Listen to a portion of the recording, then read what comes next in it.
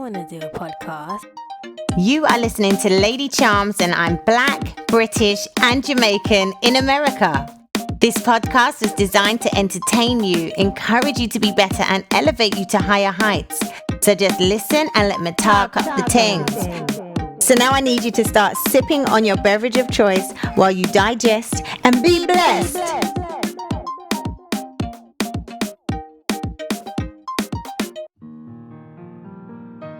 Good morning, day, evening, night. Welcome back. It's been a whole 4 weeks. What happened in October? Miami Carnival season happened. If you know me, you know Carnival is my all-time favorite occasion of the year, no matter where in the world it is. As usual, I had a blast. Wind up myself till I nearly whined out of my shoes, like literally, no joke of a lie. My good old faithful New Balance running trainers were falling apart by the end of Juve morning. Was it worth it? Yes! My favorite soca road tune of 2019 is indeed the piano remix playing in the background right now. True soca fans will know soca music is life.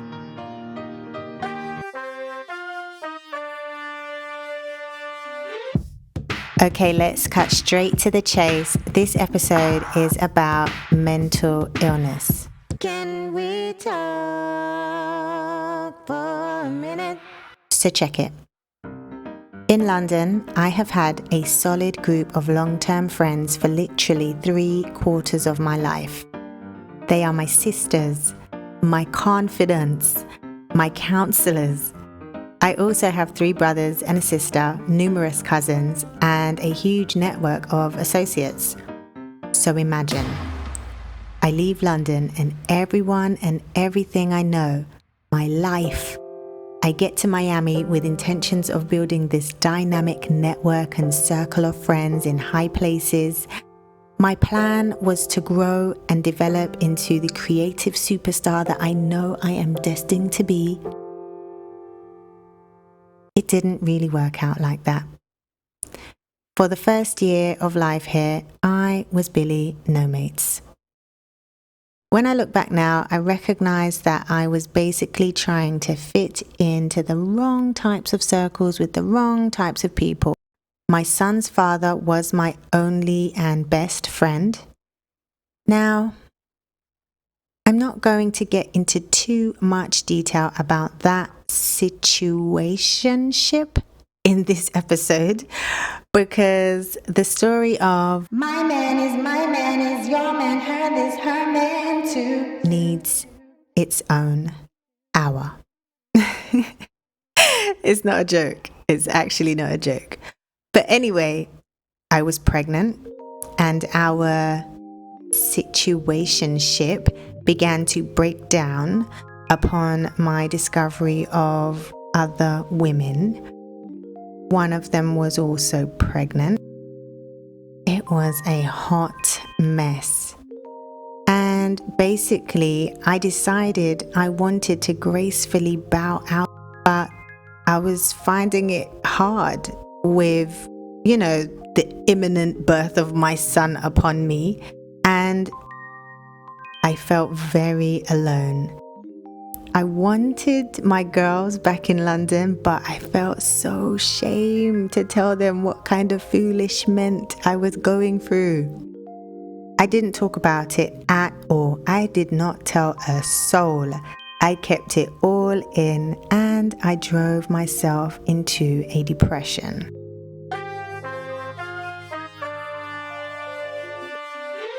Questions. Before I round up the last part of my story, I want to remind you all to send me DMs via my Instagram. I am _Charmz with a Z, with a Z. If I get any questions, I will address them in the next segment. In the next episode. In a segment of my next episode. All right, back to the story.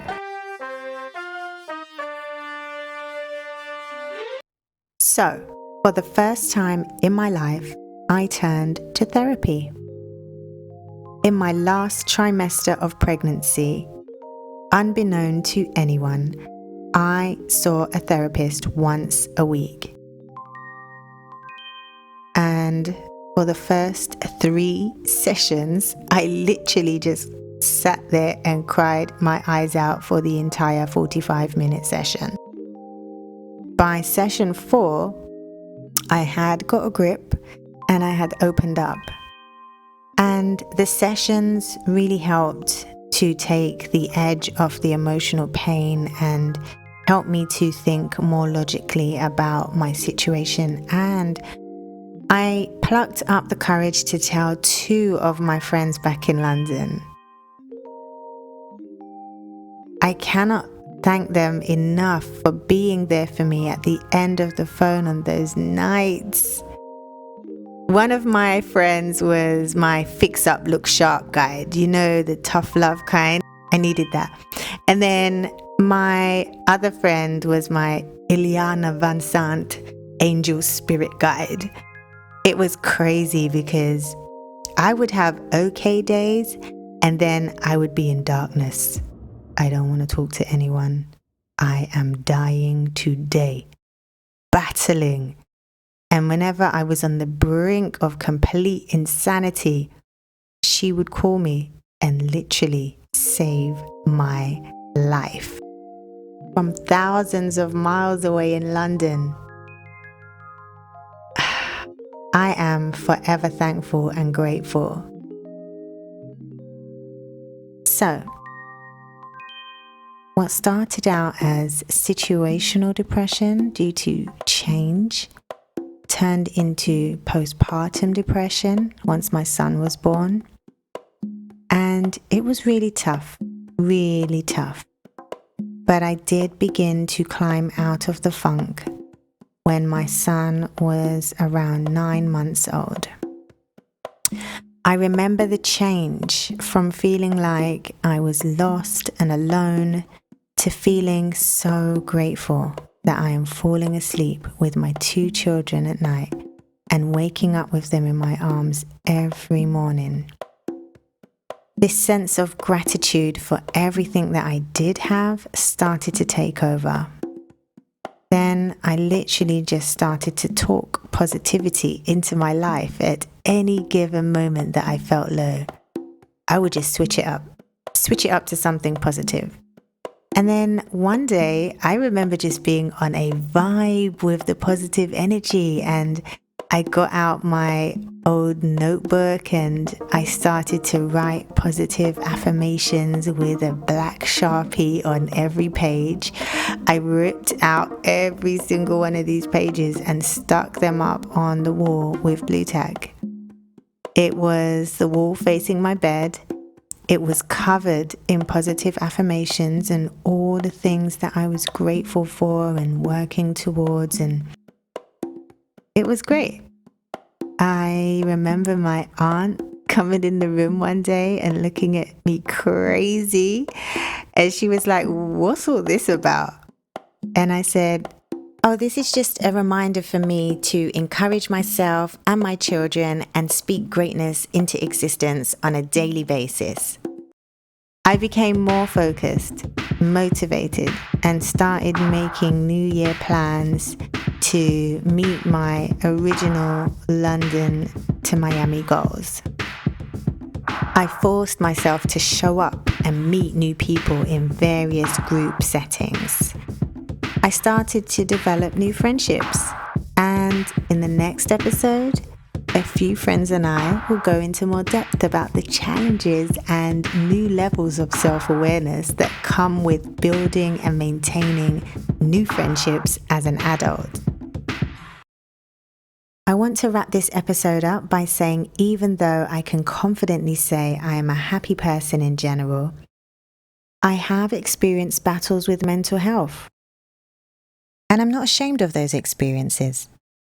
I felt compelled to do this episode to bring comfort to those who may be going through a tough period. It's normal to feel disconnected from your higher consciousness or your spirit in times of change.